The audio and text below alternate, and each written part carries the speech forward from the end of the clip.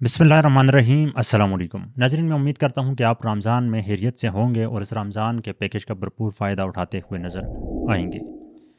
पाकिस्तान की आवाम कच्चे और पक्के के डाकुओं के दरमियान कुछ इस तरीके से फंस चुकी है कि अब इस आवाम को समझ नहीं आती कि वो किस तरह अपने आप को महफूज रखें। आप ज़रा ये क्लिप मुलाहिज़ा फरमाएँ और फिर मुझे बताएं कि आपको क्या लगता है कि ये कौन हो सकता है। इस तरह जिल्लत वाला सलूक हो रहा है। वो देखा इसके साथ वो काम कर, वो बिलाल फुरकान ने उसको कहा डीएसपी को कि इसके साथ वो काम कर। उन्होंने क्या किया, बंदा बुलाया अंदर हवाला से निकलवा के, एक लड़का था उसको निकलवा के उन्होंने क्या किया, उन्होंने ना मेरे शलवार उतार दी, मूव क्रीम था, मूव क्रीम लेके उसे मेरे पहले बैक साइड में वो हाथ इस तरह अंदर करता, मैं दर्द के मारे चीख के मारता रहा। फिर वो जो डीएसपी साहब का टेबल था ना, उसके साथ अब भी आप जाके देख ले, उधर ईंटें पड़ी हुई थी, शापर था, वो शापर के साथ ना उन्होंने वो रबड़ के साथ बांध के मेरा इधर बांध के मुझे कह रहा था।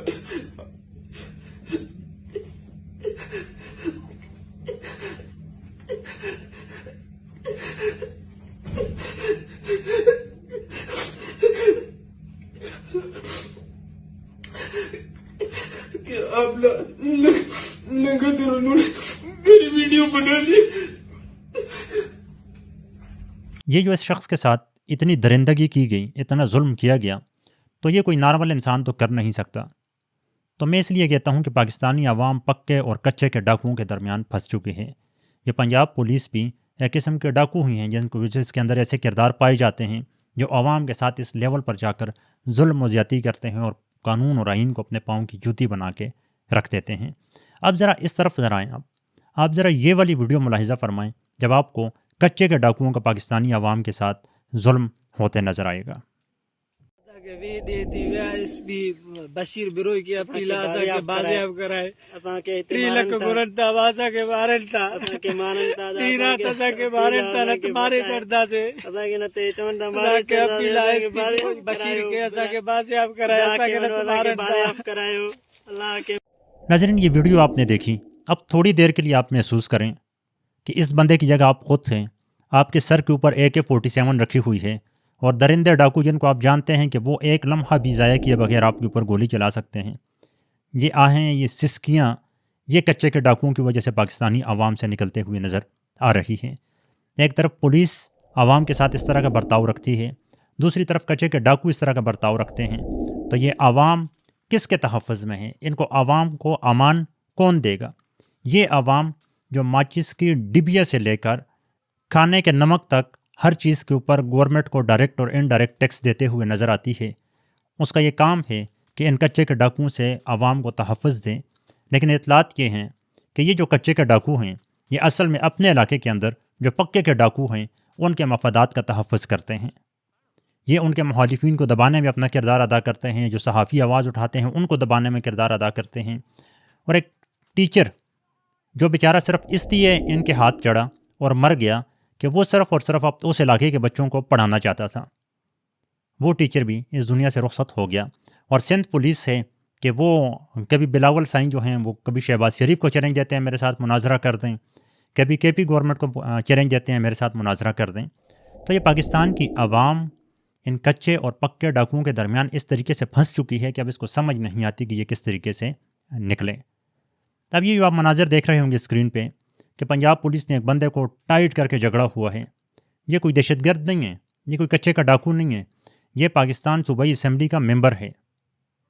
इसको गिरफ़्तार सिर्फ इसलिए किया था कि इसने लाहौर की सड़कों पर मैंडेट चोरी के खिलाफ एहतजाज किया था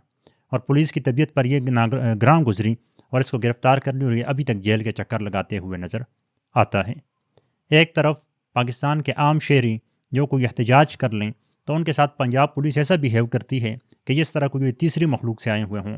और दूसरी जानब ये कच्चे के डाकू और पता नहीं कौन से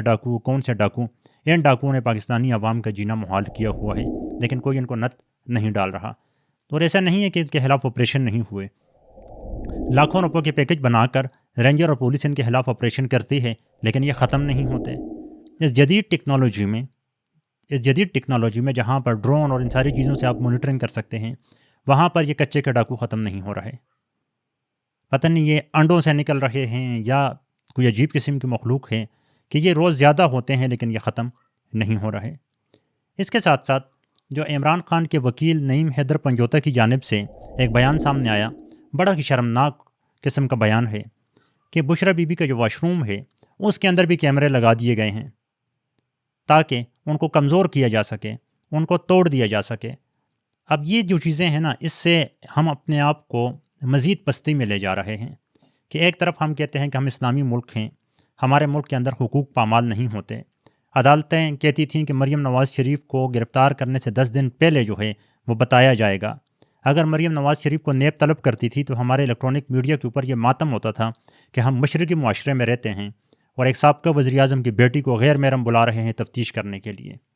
ایک حسین نواز یا حسن نواز کی ایک تصویر آئی تھی تو پورے پاکستان میں ماتم مچ گیا تھا کہ جی ان کو اس طرح انٹروگریٹ کیوں کیا جا رہا ہے۔ آج بشرا بی بی جو کسی سرکاری عہدے پر نہیں، فرض کریں اگر عمران خان نے توشہ میں کوئی ہیر پھیر کی ہے تو اس کی سزا عمران خان کو بنتی ہے، نہ کہ بشرا بی بی کو بنتی ہے۔ یعنی یہ تو ایسے ہی ہو گیا کہ قاضی فائزی صاحب اپنی بیگم کی جائیدادوں کے ذمہ وار نہیں، اس کے جواب دہ نہیں، نواز شریف اپنے بچوں کی جائیداد کے ذمہ دار نہیں، شہباز شریف اپنے بچوں کے اور اپنے بھائی کی جائیدادوں کے ذمہ دار نہیں، لیکن بشرا بی بی اس چیز کی بھی ذمہ دار ہے کہ عمران خان کے حکومت میں جو توشہ کے اندر ادھر ادھر چیزیں ہوئی اس کی ذمہ دار وہ ہے۔ اس کے ساتھ ساتھ اگر آپ نے بشرا بی بی کو جیل میں ڈالا ہے تو وہ جو توشہ کی سرکاری افسران ہیں، جو بڑے بڑے لوگ ہیں، عام لوگ نہیں ہیں، جس میں ملٹری کے بھی لوگ ہیں، ان میں سے کتنے لوگوں کو آپ نے اندر ڈالا؟ کیونکہ ان کی ملی بھگت کے بغیر تو کوئی توشہ کے اندر ادھر ادھر چیزیں نہیں کر سکتا۔ بہرحال آپ اس بارے میں کیا رائے رکھیں گے کہ کیا یہ کچے کے ڈاکو یہ انڈوں سے نکلتے ہیں یا یہ ساون کی بارش سے نکلتے ہیں؟ یہ کہاں سے آ جاتے ہیں کہ وہ سندھ سرکار جو ہر سال ایک گرینڈ آپریشن کرتی ہے، بڑے ایک پپو بن کے تیار ہو جاتے ہیں، ہم نے ختم کر دیا، اور اگلے مہینے ہم پھر دیکھتے ہیں کہ مظلوم اغوا ہو چکے ہیں، ٹرک ڈرائیور اغوا ہو چکے ہیں اور ان بیچاروں کو گولیاں مار دی گئی ہیں۔